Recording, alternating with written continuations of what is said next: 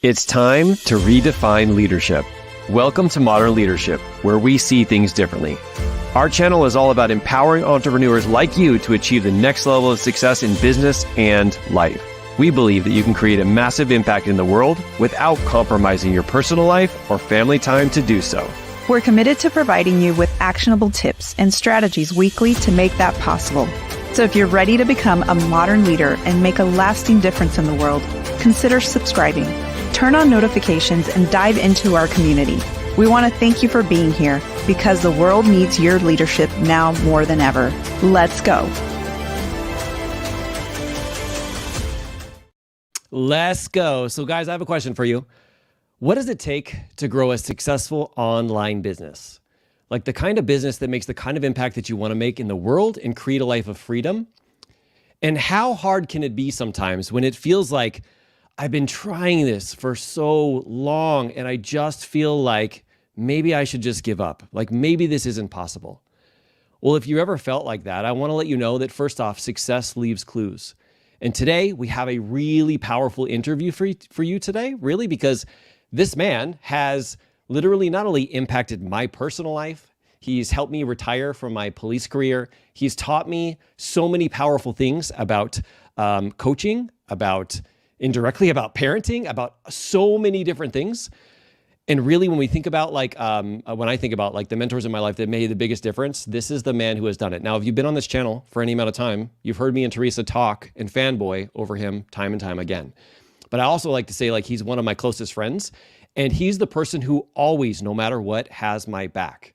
So who is this? This is my friend Josh Coates. So I'm going to read a little bit of his bio that doesn't do him justice, because when you get to hear his heart in a minute and I get to ask him some really questions, some powerful questions that can actually pull some great stuff out of him, you're going to see the type of person and man he is. But he's a #1 Wall Street Journal best-selling author who's mentored over 40,000 entrepreneurs. After making only 2 sales, in his entire first year as a coach, he went to social media and creating a brand and following that allowed him to walk away from his day job in year 2. Since then, he has grown a one-on-one waiting list of over 100 people, trains thousands per month in online training groups, and travels the country to speak for events and retreats. Josh has specialized in taking the psychology of life coaching and turning it into business-based trainings that help his clients create the results not only in their life, but also in their business. So Josh, man, welcome to the show. Super pumped to be here with you, brother. Dude, what's going on, man? How is this the first time I'm on your YouTube channel? I feel like we are together 24 hours a day, and this is really cool. I'm really, really excited about this, man, and I'm honored to be here, so I appreciate you having me. Oh, for sure, man. We don't just put anybody in front of our audience. We put people who like not only are here to make a huge impact when it comes to their business, but also a huge impact in the world when it comes to their family. And I have some really powerful questions that I want to get to, and everybody knows here they're probably going to be chatting in on some questions that they want me to ask you. But I kind of want to start off with a little bit of what's called a speed round. Cool. Okay, and there's some caveat to this. All right, okay. Kurt likes that word, and the caveat is I'm going to ask you a question. I'm going to see like what pops into your mind. Okay. You're not allowed to explain it unless I ask more questions. Ooh. Okay. This is going to be a speed round. Okay. Because here's the thing, like. When people see like successful 7-figure entrepreneurs, 8-figure entrepreneurs, people who made a huge impact in the world, they love like all of their tips and strategies around business. But I feel like until they know the real person, they don't really know if this person should be their mentor. I mean, that's one of the main reasons why you're my mentor is because yes, you crush the business. You have the best like ideas and philosophies, but also like family is super important to you and leading with your heart and having full integrity. And I feel like people aren't going to get that until they actually get some of these answers to these questions. Okay. All right. I want to start off with this. All right. Okay. So I want you to think about like, first off, let's just throw this out there. Okay. And this will be a little bit business related. And that is like, what is your most favorite part of business? What do you love the most about business? For some reason, while I was fixing my eggs today, I envisioned you asking me this question. I don't know why. For some reason, this question popped up in my head. And I was really having a hard time deciding between speaking, things like this. I just love speaking, versus all of the just like ideas. Like I could just sit around for hours with coffee and just come up with idea after it's just, to me, it's like the constant movement of business that I really had to give up the first couple of years to just like stay steady and consistent. You know what I mean? But that's like really my favorite part, is the creative process. Yeah. And you're so good at it. You're so good at it. Okay. The flip side of this, what do you dislike the most about business? Spreadsheets. Anything that's a spreadsheet, man. If you send me a spreadsheet, like you and Michelle like love spreadsheets, I'm just like, can you just like, can you just put it on a list? Like, I don't understand why we have to have all, like, something about spreadsheets makes me freak out. But I would also just say, like, anything that's like mundane. Anything that's like, we have to do it this exact way for this amount of time, like anything that's too like repetitive, I just get bored with it. Yeah, for sure. For sure. Okay. Now I want to transition into family a little bit. Okay. So what are some of the things that you love to do the most with your family? Anything outside. Love to get outside, whether it's going to the park, whether it's taking the Bronco and like actually going off-roading, or going to the lake, going swimming in the pool. Get me outside with the kids, because for my kids, at least, they're very much like the technology generation, of course. So it's like, oh, I need to be playing the game. And it's like the second we get outside, you can just tell they open up and they come out of their shell and everyone connects. And it's just like such a different feeling and connection when we get away from all of the things that are in our norm. Yeah, I love it. I love it. Okay, same question, but with Jenny. So when it comes to your wife, Jenny, like, what are some of the things that you two love to do together? We love to go to new places. Our first, like really the first whole year that we dated, I got married really young, had kids really young. And so when I got divorced, like, even though I'm a little bit more of a downtown kid because of my music background, having a bunch of kids and jobs and responsibilities, I didn't really get to get downtown very often. So she was like, okay, this is what we're going to do. Every single time we eat for like for as long as it takes, we're going to take you somewhere you've never been before. And that, I mean, if you listen to what I said about my favorite part of business, like, is that not like totally like, that's what I love.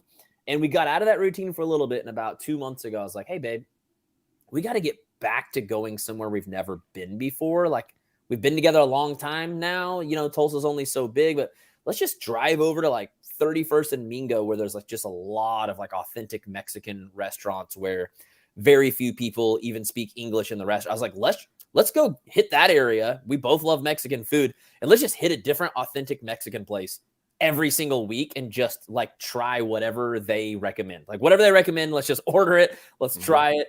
Josh has had a couple spicy encounters, but I just, new stuff is just so fun for me.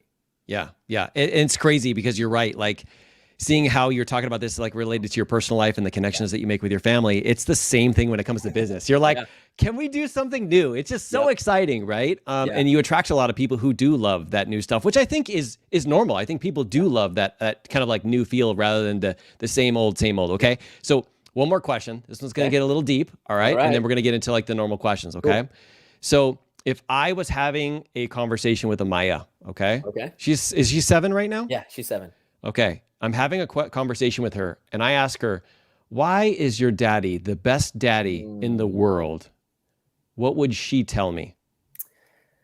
Dude, so I will just say that Amaya is literally the most like affectionate human I've ever met, other than myself, because I'm a very affectionate person. She literally will make me cards. Like, randomly, just like, you are the best daddy in the world. I love you so much. And I honestly don't know that she would give you a specific reason. I think she would just say because he just like loves me. He plays with me. He carries me. I don't think at 7 she could like articulate it the way you articulate it. I think it's more of just like, she just loves being in my presence. Like, anytime we're together, we're cuddling, we're playing. Like, we have a really, really, really strong connection, very similar to what me and Jenny have, to where we're just like sidekicks.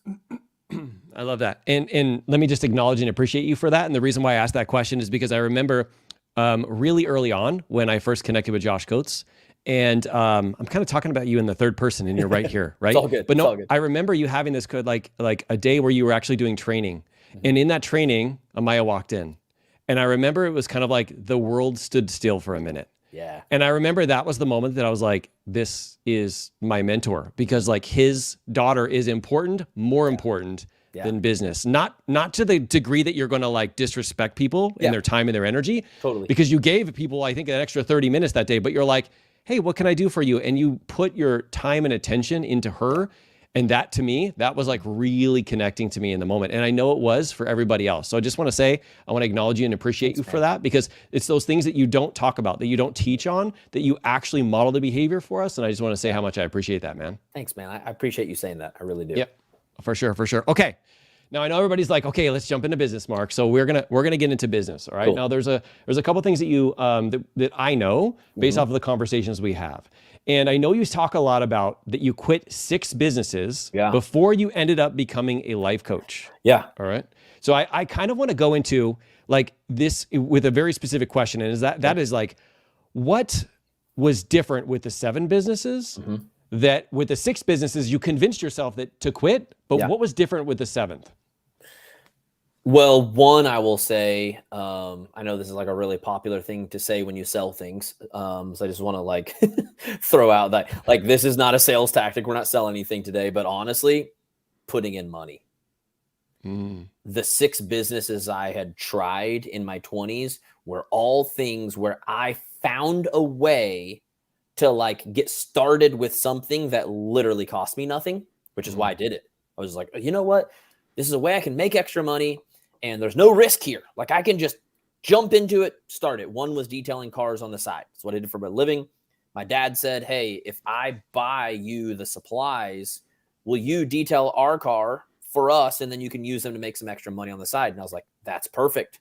It's a way to make extra money without any risk. And every time I did something that was an opportunity to have a better life with no risk, 3 or 4 weeks into it, when all of my limiting beliefs just came crashing in like a freaking ocean of waves, I was out because there was really nothing to lose, right?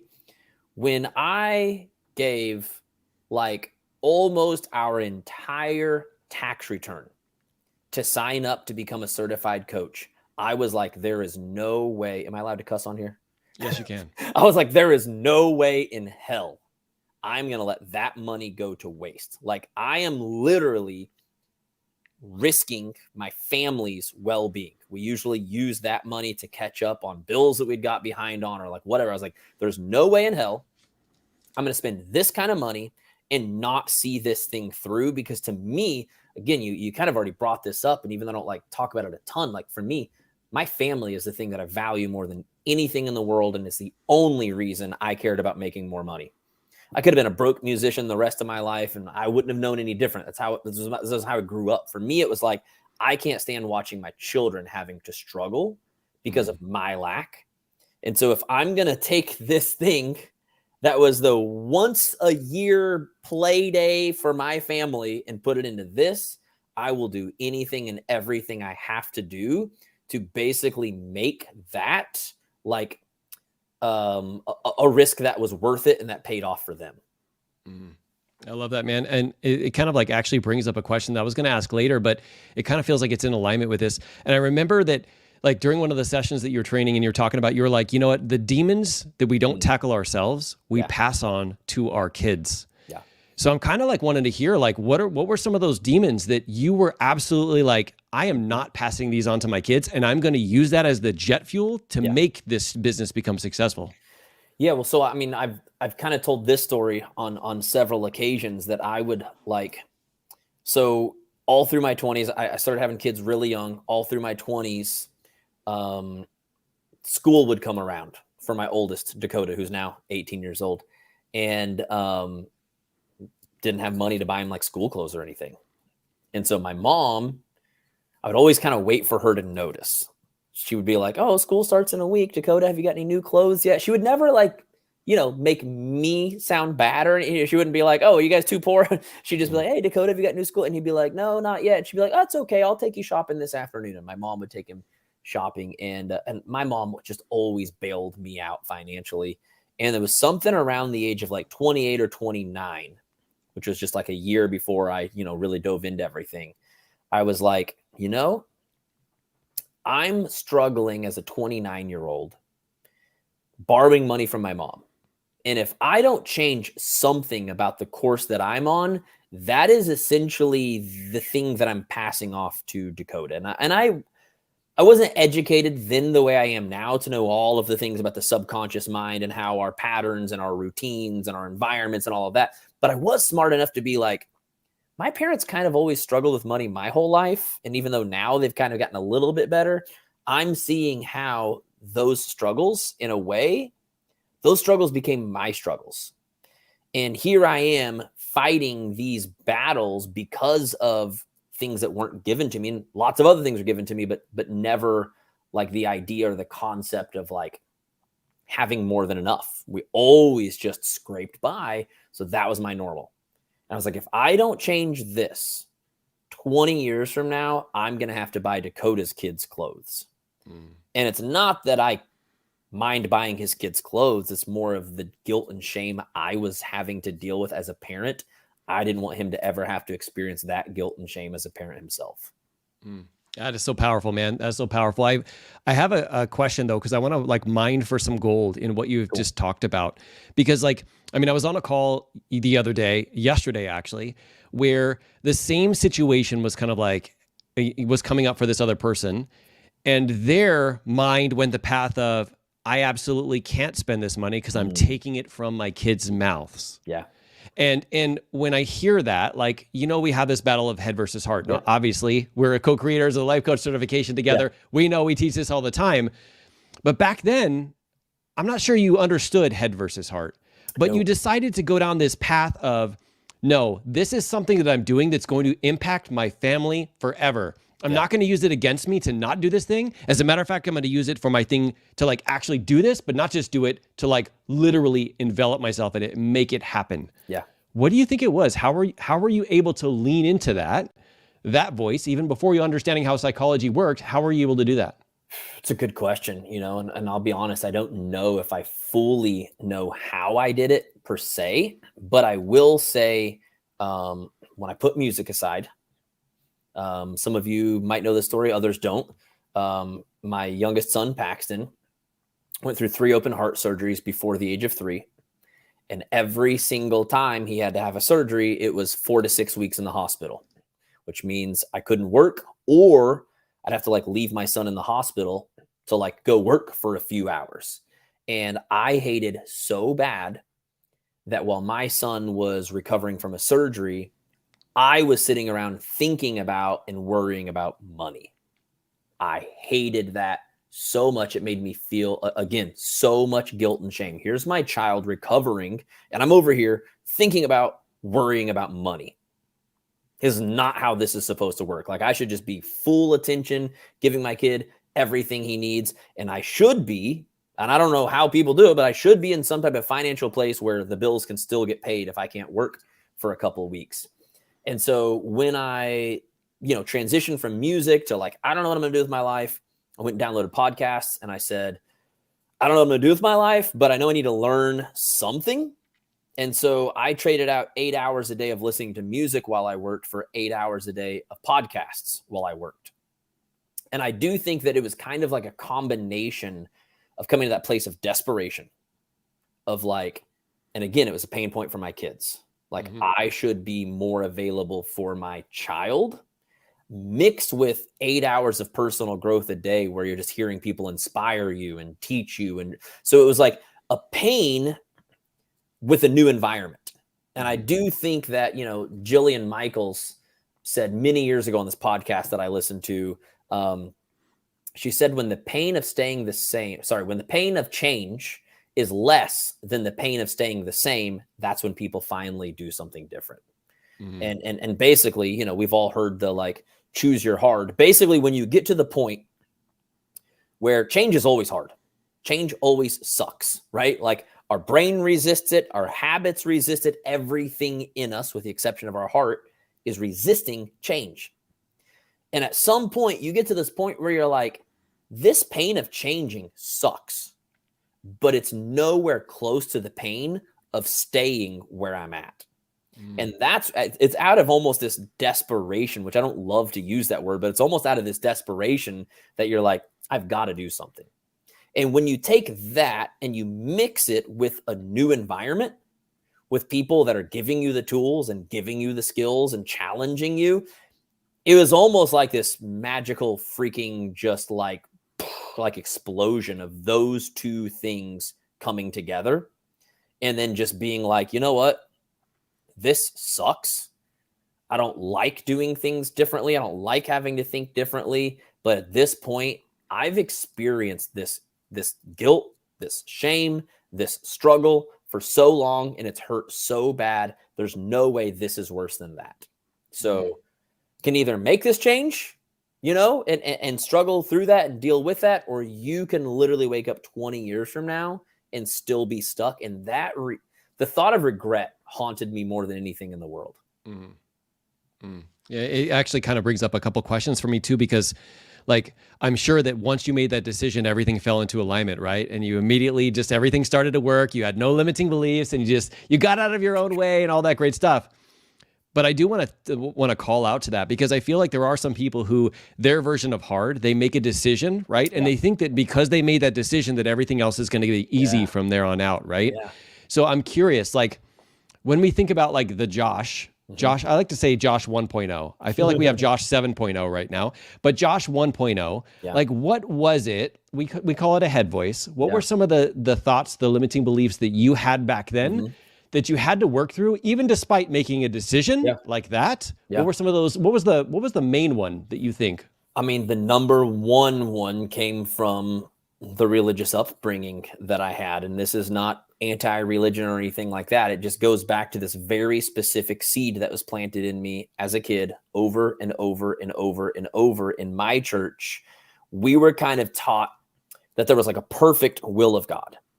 And and there is one specific teacher that we listened to a lot talked about the perfect will of God and the permissible will of God. And when you're in the perfect will of God, you're blessed, you're healthy, everything in life goes well. When you're in the permissible will of God, you still have God's grace. He still loves you, he still cares about you, but basically you're like out of his protection and lots of bad stuff happens. And this analogy was given over and over and over and over and over and over, like just a million times, where they said if two airplanes start off in LA, so at Mark's house, and head to New York, and one of them just goes off like 1 degree, just 1 degree. By the time they get to New York, the one that stayed on track lands in New York and the other one lands somewhere in the middle of the ocean. And the kind of those two things combined with like the perfect will where everything is good, everything is great, and the permissible will, it's like, oh, God still loves you, but your life is screwed. Lots of terrible things are going to happen to you. So I had the biggest fear in the world of thinking that anything new could be that 1% off. And we would say all the time, not every good idea is a God idea. And man, they're just like looking back, I'm like, we were planting so many seeds of fear.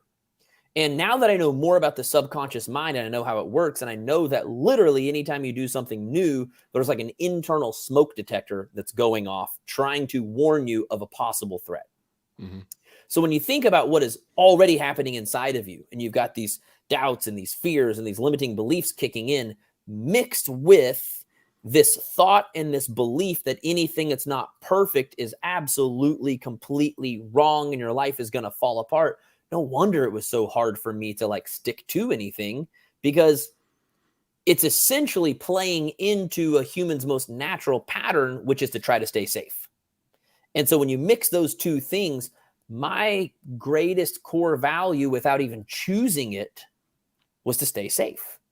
Try to stay in the perfect will of God. And if you don't know what that is, it's funny because no one ever talked about this. No one ever talked about the danger of never taking off as a plane at all. No one ever talked about that. All they ever talked about was if you get 1 degree off, you land in the ocean. And thankfully, when I was 30 and started going through a certification, started learning more stuff, and I was still dealing with all the head voice, something in me kind of like had this thought. now I know it was like my heart voice, right? I was learning to like actually like think and process through things. And I thought, if I were to die and meet my creator, would he be more mad that I missed it by 1 degree or that I never did anything? And I imagined myself literally having a conversation with my creator 2 different ways. One, where I said, man, I literally gave everything I had. I thought I was doing right. I did end up helping people. I did end up impacting lives and making the world a better place. It just wasn't like the right thing. Or, you know what? I was just like so freaking scared of doing anything wrong. I just never did anything. And I was like, what would I think about my children if I found out they never did anything with their life because they were just so afraid of letting me down? And I was like, that's not what I would want them to do.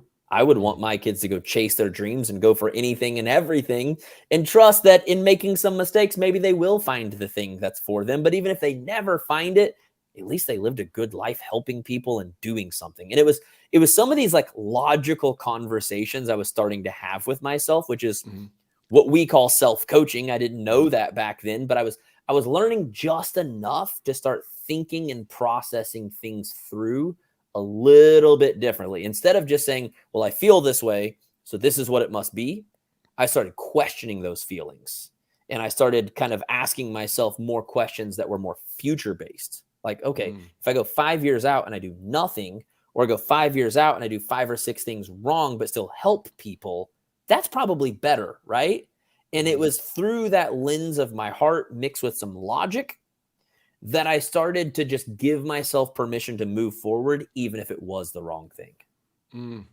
So much wisdom there. And thinking back to this moment when you decided to tap into your heart voice versus your head voice, my guess is that you got a little bit of pushback from the community that you were in, right? From the churchgoers who were with you, right? So can you talk to us a little bit about like, what did that feel like? And what were you able to do to separate yourself, to put yourself in a different room?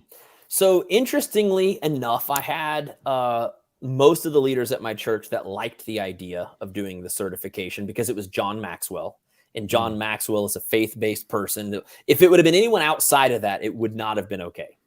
But because he was faith-based and someone they knew about, they were mostly excited. It was actually, I don't love to say, I won't use a name. I won't use a name because it's someone I still know and love. It was one single person that I've always looked up to. I'll just say it's not my dad. And this person kind of always resisted anything that I did outside of the church. And this one single person for me was always like the hardest thing for me to get over because I knew they were going to say, no, you should be doing this. Don't go off and do that. You belong here at the church, doing things here, volunteering and serving here. So thankfully, it was just enough like kind of faith-based feeling at the time that most people supported it, encouraged it. Mark, you've heard this story. I did eventually try to use some of it like at the church. They weren't really accepting to that. They wanted me to go off and learn it on my own and do my own thing and not really ever bring any of it back there. But that one person was always really, really hard, whether it was me starting a business, when I started my own band and wanted to do it outside of the church, versus like within anything that went outside of the church. This person was very resistant would sit me down and have conversations with me to tell me that this was not the right thing for me to, of course, the right thing. And anytime someone said, this is not that made it so freaking hard. There is nothing harder than having someone on the outside that you love and trust repeat back to you words that you are already struggling with and fearing inside your own head, because it feels like a confirmation of your fear instead of, we've all experienced confirmations of our purpose or our strength. But man, take a fear, which is one of the strongest powers in the world, and add a confirmation to it from someone you know and love and trust. That's really hard. Yeah, for sure, man. For sure. It also brings up a question that I want to ask you related to that limiting belief, right? Because some people might have this assumption that they just have this one heart voice that totally eliminates their limiting belief and it never shows up again. I'm curious, have you found that limiting belief showing up even like to today? And like, how do you become aware of it faster so that it doesn't get a hold of you? Absolutely. I still feel it today. Mm, Absolutely. It's still there. I mean, it's, as you know, I throw 1,000 ideas a week at the team, mhm, which is fun for me, but deciding which one to do, and even deeper than that, deciding which one to stick with long term, that is still hard for me today. It's mhm, one of the reasons we have the changes that we have in our business. And, a lot of them are good, but sometimes we have to sit down and be like, I think I've been changing things too much, guys. Like, what do we need to? And this is like me and Mark literally had to sign a 1-year contract on our master coach program because for me, there's something about like, okay, if I give my word, I'm not going to break that. So like, mhm. in order to protect myself from my own weaknesses and limiting beliefs, like let's just sign a 1-year contract and then we know it's done. And Josh can't change his mind about it. But even to this day, having a 7-figure business, I still struggle with it. I mean, nowhere near the way I used to, right?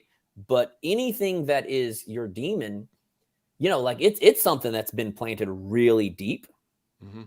And it is through the process of coaching that we learn how to navigate that. We learn how to work through it.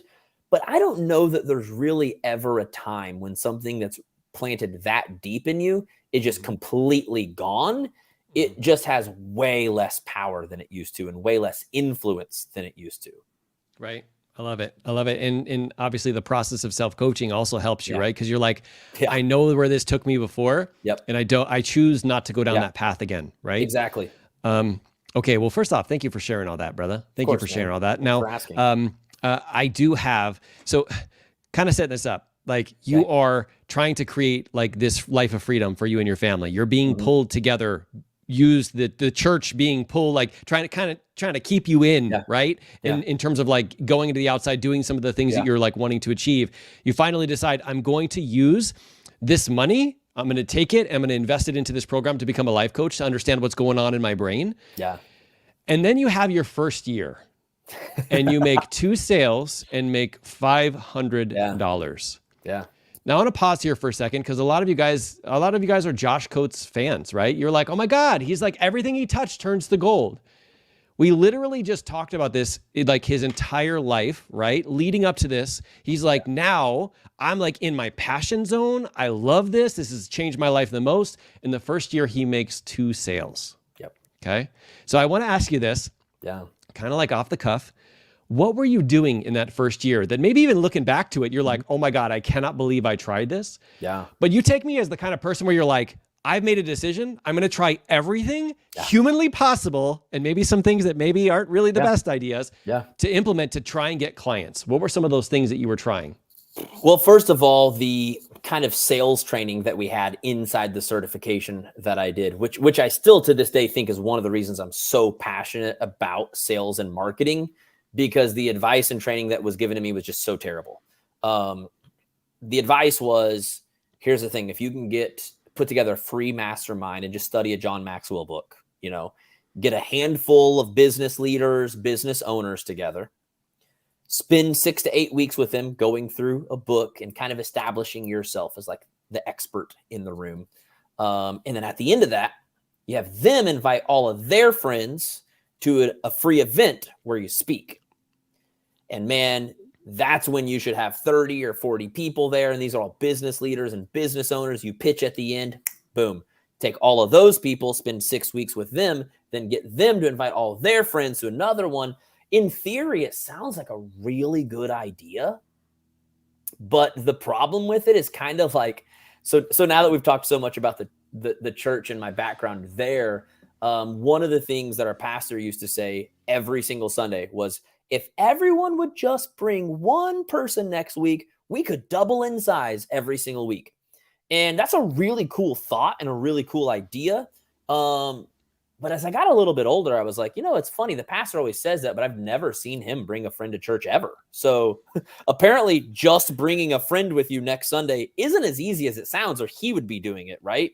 And so this is kind of like one of those things where it's like this assumption, like, oh, you just get together some people and then they'll all have friends and bring all the. getting friends to bring friends is not as easy as it sounds. Like, it's not. And so we had 4 or 5 guys that met with me for 6 weeks, put on the live event, and they didn't even all show up for the live event at that point because they just spent 6 weeks with me. They're like, yeah, what else am I going to learn from this guy? They didn't even bring their friends. I had like 8 people there as like volunteers because I come from the church world. So we had someone fixing coffee, someone in the parking lot, like greeting people. Like, we had the whole thing going on, but only like 4 or 5 people who could purchase showed up. And I didn't have any business leader friends. So none of them were business leaders, and they definitely weren't people ready to spend $250 to learn. Like, that just wasn't going to happen. So that whole plan failed. I spent a lot of time playing with graphics. As you know, I do really love graphics. I spent a lot of time in Photoshop, like deleting backgrounds from pictures. Canva, you just click a button, the background's gone. But back in 2014, you had to have Photoshop, and you had to sit there and use an eraser tool for like 2 hours just to get rid of a background. So you could be like, cool, I made an Instagram post of myself with no background. I just did anything and everything that I heard on a podcast or within our training. I spoke at some churches. I reached out to some connections I knew from the church world, asked if I could. I was like, hey, I'm doing this John Maxwell thing. I'd love to come speak on some like leadership stuff. And they're pretty open to that. But again, like, none of that really ever led to any type of ideal clients or anything. So year 1, you are correct. Josh did try anything and everything. Some things that were literally taught to me, other things that I was just like pulling for anything and everything I could like think of. Right. But you still got 2 people. So I'm curious, how did you get your first client? And I also want to hear, like, was there a mini celebration for you inside of like, oh, maybe I can do this? I mean, the very first person was the guy who supplied the chemicals for our detail shop, and I was just literally taking people out for coffee, just like asking if people wanted to meet up, and then like turning a conversation into a coaching session. And I'm not going to lie, I was pretty damn good at that. Like, we'd get to talking, and then I would just be like, so just, like, what are your goals for the year? Like, what are you working on? And boom, we're in a coaching session that fast. And one of them was with this guy, and we got to talking about how he used to be really heavily involved in missions. He used to go overseas to third world countries and put on sports camps. And he said, man, and you just see his face. He's like, those were the greatest memories of my life. And I was like, man, why aren't you doing that anymore? He's like, well, busy, got kids. Now I'm going through a divorce. All my money's gone. I was like, but what if you could, like, what if there was a way to go? And he just started thinking. I was like, maybe, and by the end of the session, we had planned out him like literally saving up money to go on his next mission trip. And we got to the end of the session, and I was like, so what do you think about maybe like doing this regular with me? And he was like, man, I think that'd be really, really helpful. How does that work? And this is the first time someone has said yes. So I don't actually know how it works. I was like, well, what we'll do, and I'm just making this stuff up, is we'll meet for coffee every other week. At this point, like, I didn't even know how that was going to happen because I had work in the morning. I was going to have to go talk to my boss and see if I could come in late every other week on I think it was Wednesday or something like that. It's like, and what I charge is $40 a session. And I didn't even know if that was good, bad. Like, it was bad. You don't charge $40 a session. That's awful. But it's all I knew. And yeah, and he was like, okay, cool. Well, who do I make the check out to? And I was like, check. Josh Coates. That's who you make it out to. Make it out to me. And he wrote me a check, and he would show up every 2 weeks, write me a check, hand it to me, and we'd have our coaching session right there inside Starbucks. And it was really freaking cool to have someone write a check and hand it to you and just be like, what you do is valuable. It's everyone else. Like, I don't want to make it sound like I had bad experiences, because every coaching session I had in a coffee shop, people are like, dude, that blew my mind. That was whatever you're doing, keep doing it, because this is good stuff. But that's where it stopped, And this was the first person that handed me a check, and like, just getting money to do something you really love that also literally just changed this person's life. Yeah, was the most magical feeling in the world. And I was just like, I'm going to find every human in the world who has some type of buried goal or buried dream, and I'm going to help those people.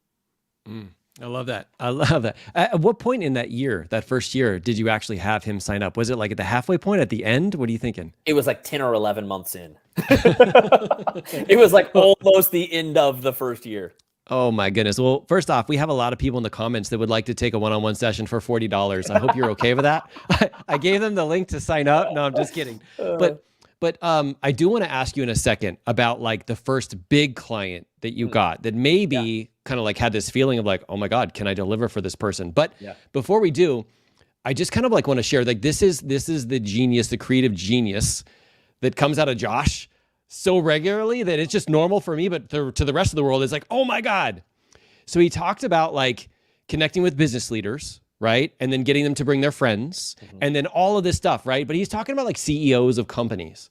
And I don't know at what point this actually came up for you, but you're like, well, maybe I could do that just differently.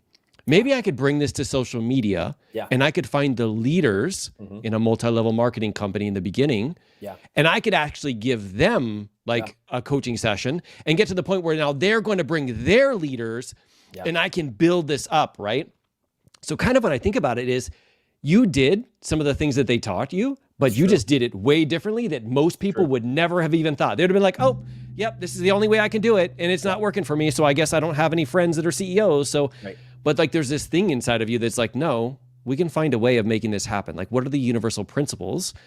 And how can I use that in the online space? And then now here we are, right? Because you were willing to continue to fight past that year. I know you had this conversation once where you're like, I'm giving it 5 years, right? And that was year one. And you're like, hey, I got my first client. And it gave you that belief, right? To be able to step into it. So thank you for doing that, bro. Because obviously I wouldn't be here today if you had not been willing to set that 5-year mark, to power through that 1 year of making $500, right? And giving all of these sessions in coffee shops and not getting paid for them, literally developing the skills that you now teach us, right? So that we don't have to have that pain. So I appreciate you for that, man. Thanks, dude. Now, I do want to like kind of like hear like when I'm sure you start catching up speed, right? You start helping some people. I know. And what's funny is like when you were saying about the John Maxwell kind of like leadership kind of like book club, that's literally where I found you. I found you like you giving I think it was like becoming a person of influence. You were giving like some type of training. And I'm like, and from then on out, like I bought every single one of your trainings and everything that I possibly could. Right. So that did spark it in me. And of course I was sharing it with my team at the time because I was in multi-level marketing. But I am curious, at some point, there was a pivotal time when whether you had that conversation, you reached out and you got your first big client. Can you kind of explain that to us? Like what was also going through your mind as you're having that conversation and how did it come out? Well, I would just tell you that every single time I had a conversation with anybody about anything, I thought it was maybe going to be my breakthrough moment. You know, like come from the music world is the same thing. Like every single concert, maybe this is the time we get discovered, and you create this hope and this dream and this, all of these things are going to happen. And, you know, pretty much over and over and over and over, that's not how it goes down.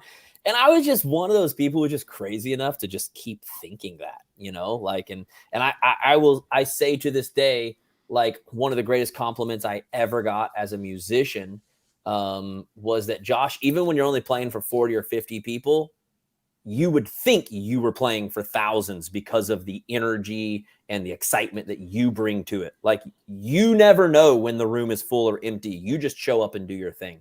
And that's just who I am. You know, like every single moment is a moment to capture, to take advantage of, to bring my freaking A game. And so I showed up for every client like they could be the person who led to a path of other people or whatever. And so I'd connected with, went to social media, first of all, because I was like driving around town and buying people coffee. I can't afford this coffee, first of all. Second of all, it's taken up so much time. And like one conversation with a person takes up an entire afternoon out of work. And then like my day is basically gone. Right. So I was like, if I go to social media, one, these people don't know that I'm like leaving a full-time job detailing cars to have this conversation. So like that was kind of part of the idea, was people in Tulsa know this guy details cars for a living. That's who he is. That's my identity to them. I need to go somewhere else where that's not my identity. I was like, social media, I've been posting every day, and it's been a year now.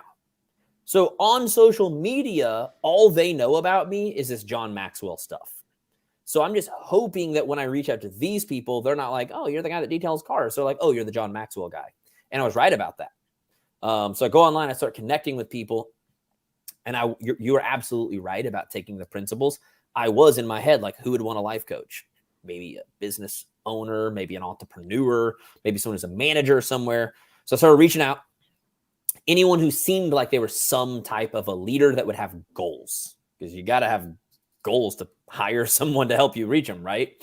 And there was someone from my old church in another state where I grew up who was like, oh yeah, leadership, John Maxwell. Yeah, let's chat.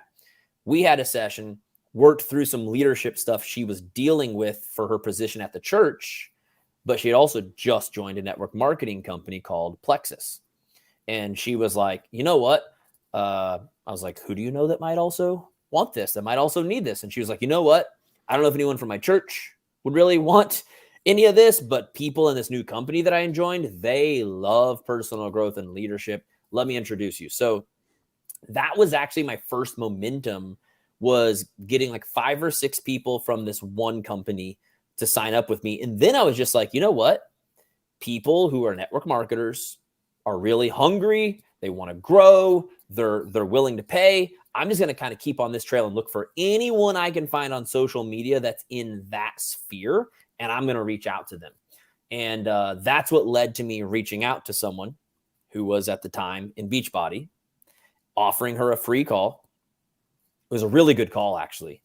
But at the end, she was like, I'm really busy right now. Like, I don't know if I even have time to have these calls. I was like, okay, here's what I'll do. I'll give you one more free session because I want to prove to you that if you spend 1 hour with me, I'll make all of the other hours in your week more productive. And she was like, okay, I'll give it a try. So I gave her one more session, and that was enough time for her to be thinking for basically an entire week about how powerful that session was. She shows up on the second session and she's like, we go through the process. She's like, okay, I think I need to do this. Like, I talked to my husband about it. He agrees. Like, let's do it. And she was like number 35 in her whole company. Had never had a team call because she was not confident enough in her leadership ability to even speak and teach. I'm like, this girl's 100 times more successful than me, but isn't confident in this one area that I'm actually really confident. So I was like, I'll speak for your first team call. She's like, really? You would do that? I was like, yeah. I was like, do you think I could offer free sessions for people? She's like, you'll do that? I was like, yeah, I'll give a free session to anyone who wants one. She's like, I mean, I would love for everyone on my team to have even just one one-on-one session. It'd probably change their lives. I was like, let's do it. So I spoke on our team call, went really good. Something like 10 people signed up for free one-on-ones. Every single time someone had a free one-on-one with me, they went into the team page to be like, I was so afraid of getting on this call, but it was literally the most mind-blowing thing I've ever done. I get 4 more messages. Okay, I think maybe I want to do that. It was a chain reaction for like 45 days where I went from, at that time I had gotten to where I had like 5 clients, which at $40 a session is not very much money. And I went from 5 to like 22 in like 6 weeks. Now, again, they're only paying $40. I wasn't doing any type of contract. So many of those people, paid their $40 and then the next month canceled. But the wave of momentum, I was like, shit's about to go down. We figured out the formula. We know how it works. Let's just repeat this as many. And so that kind of became my new game plan. I was just like, who are the leaders that you're connected to? Okay. Go speak on a team call, offer free calls. And I really did that until my one-on-one schedule was just completely full. And I had no choice but to come up with some type of a group program and start selling that. And that's really when things got crazy. That's when we went from like, cool, I'm making, $3,000 or $4,000 a month on the side, which was really cool. But I mean, I was doing like 20 coaching sessions a week on top of working. I mean, it was insane. I had some nights where I didn't have dinner. I mean, I would just have a protein shake in the middle of a call. That was my dinner. And launched that first course and made like $8,000 in 48 hours. And I was like, okay, this is it. So then I kind of merged the two, speak on team calls, but now instead of offering free calls, let's pitch this course and let's just keep this ball rolling. Meanwhile, I'll keep signing high-level leaders as one-on-one clients because that gets me in the door to speak on some calls and pitch all the other stuff that I have to offer. I went a little further there than what you asked me, but that's kind of like the whole process. No, I love that. I love that so much. So when did you increase your prices, and how did you do that?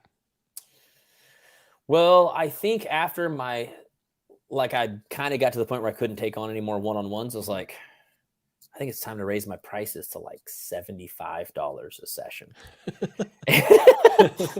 I was actually at this like little business business leader meeting that my old church was putting on. I showed up. I was like, I don't know, I'll just go check it out. It was not very good. But one of the people there, I was kind of talking to him about what was going on with my business. And at that point I was doing it full time, making like $15,000 a month with all my course sales. And he was asking what I was charging. And he was like, Josh, I really think you're to the point now where you could be charging like $150 a session. And I was just like, $150 for an hour? That's like doctor money. And he was like, Josh, you're to the point now. I think it's time. He was like, you do know that your mentor from the John Maxwell team, like I pay him $500. And I was just like, you pay him $500? Like that's not even doctor money. That's like surgeon money. Mm-hmm. But hearing that perspective, which by the way is why in our certification we tell people what they can and should charge, so that you're not just trying to figure it out on your own like I was. And then I raised my prices to $150, and people are saying yes, like it was nothing. And so from there, I was just like, I'm just going to keep raising it. Like I don't actually need one-on-one clients anymore. So I went from 150 to like 250 to like, I think by the time I was pitching to like Micah Folsom and Melissa McAllister, that was the first time I said like 400 a session. And then from there, I mean, I was working with such high caliber people, I could almost throw out any number I wanted. And people just assumed that's what everybody else was already paying. So that was the normal thing. And they would just do it. I think I did eventually cap out at like $1,000 a session. I think I'm not totally sure what I actually charge anymore. Because I don't really do one-on-ones unless it's like a special thing. You know what I mean? Someone reaches out, they're like, hey, I want to launch this course. I want to do something like that. And sometimes I make up numbers depending on like whether or not I actually want to take on one-on-one clients. It's big. Sometimes you make up numbers. $40,000. Like I'm not really looking for one-on-ones. I mean, if you want to pay me $40,000, like I'll do it. But like kind of like we talked about already, one of my favorite things about business is the constant change. I love all the different background ideas and stuff. And even though I love having one-on-one conversations with people, the ongoing one-on-one contract feels a little monotonous to me when I could be like doing something totally new that has the potential of bringing in 1,000 new leads or, $40,000 for like our certification or something like that. It just makes more sense to work on things that are building up like residual and group versus, okay, well now I have to block out this time. I can't do anything else. It's an hour of energy I'm giving someone. I'm pretty tired afterwards. I got to go like recharge. So it just doesn't make a lot of sense to do much of that now, even though I still think it's the smartest way to start the growth in your business. Yeah. Yeah. I see a lot of people trying to rush and put the group together first before they actually start with the one-on-ones. Yeah. But you're so right. Like you get to the point where you don't have any more time in your schedule. It kind of feels like you're forced to raise your prices, and people are willing to pay for it, right? It's that supply and demand. Okay, now we have like 4 minutes left, and I want to spend the next 40 minutes still having this conversation. But I do want to talk about, I want to talk about one thing, but before like even get there. So I know, you're reaching out to people who you said are more successful than you. You have this skill of life coaching. We haven't really hit on that much, right? Because you're not going in there giving them business advice, right? Correct. You're going in there asking them powerful questions to help them identify what they want, them coming up with their own plan, and then you holding it to them. And you have this amazing ability of really inspiring people and giving them hope.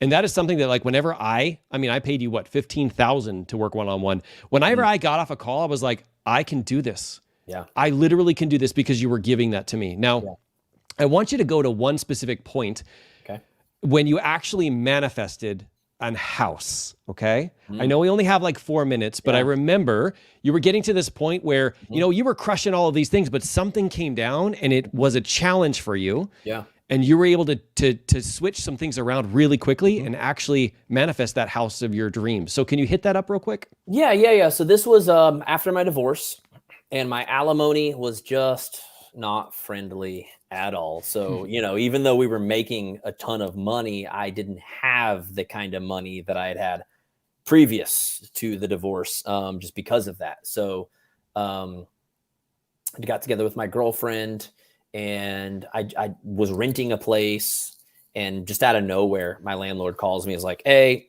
roof got some tornado damage.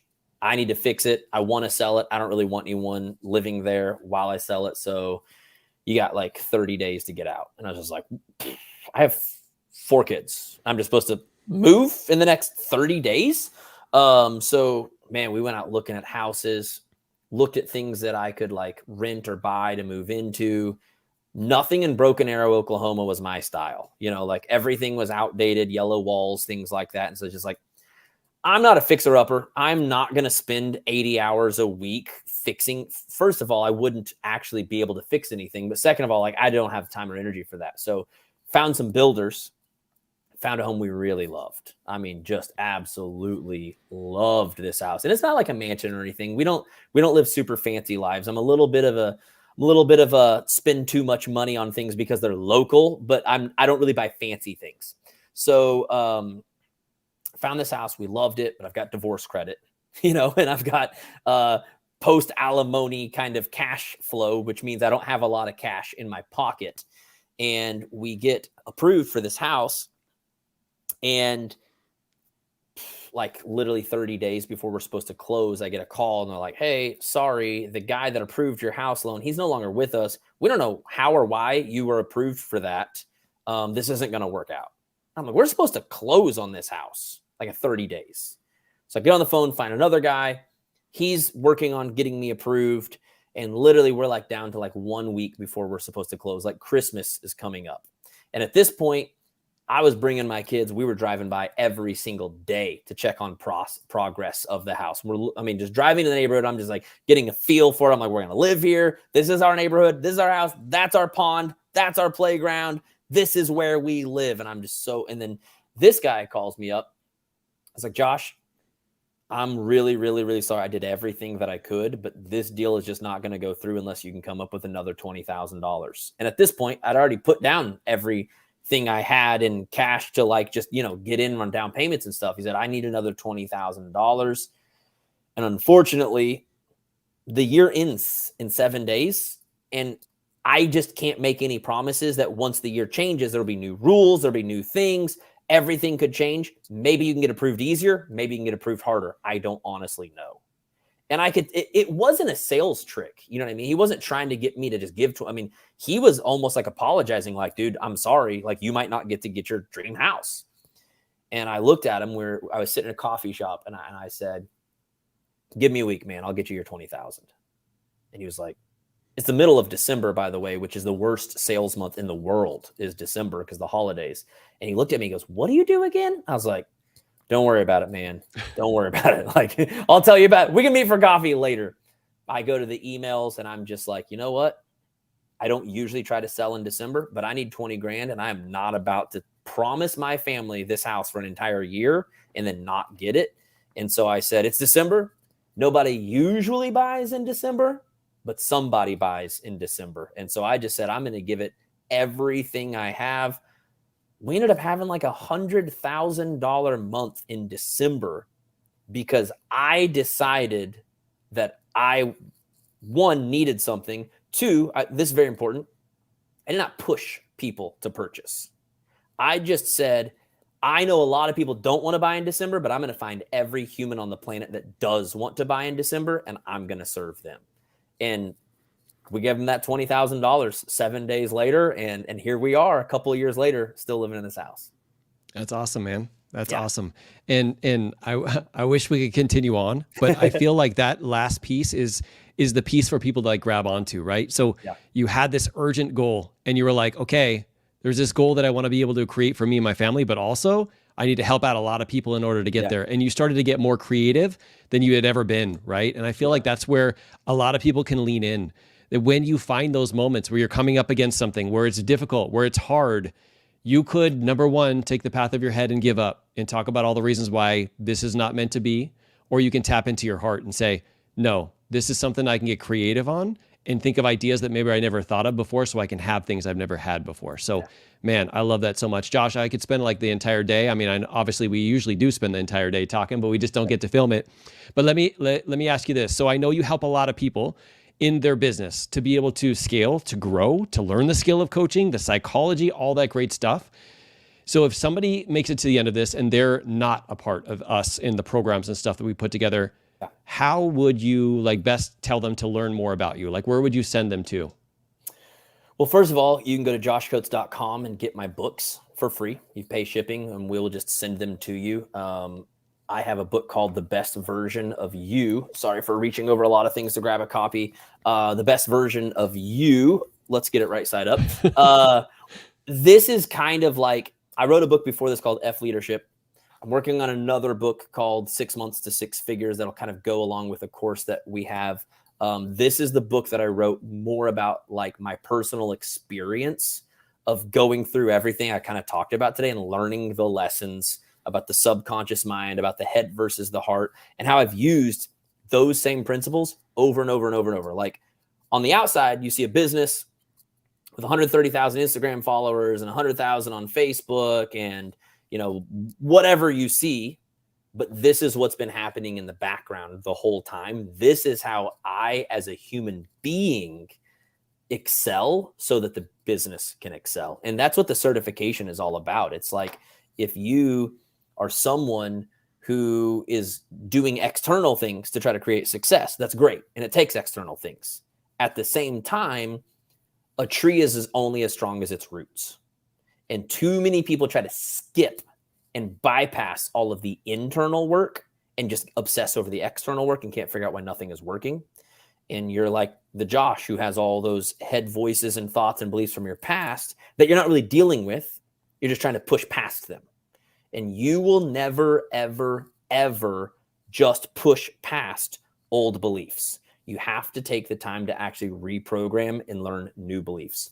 And, you know, one of the things we always say is, and if you don't do that, it's like you're putting Band-Aids on broken bones and wondering why nothing is getting fixed. This is the way you actually finally fix yourself so that you can build everything on a strong foundation.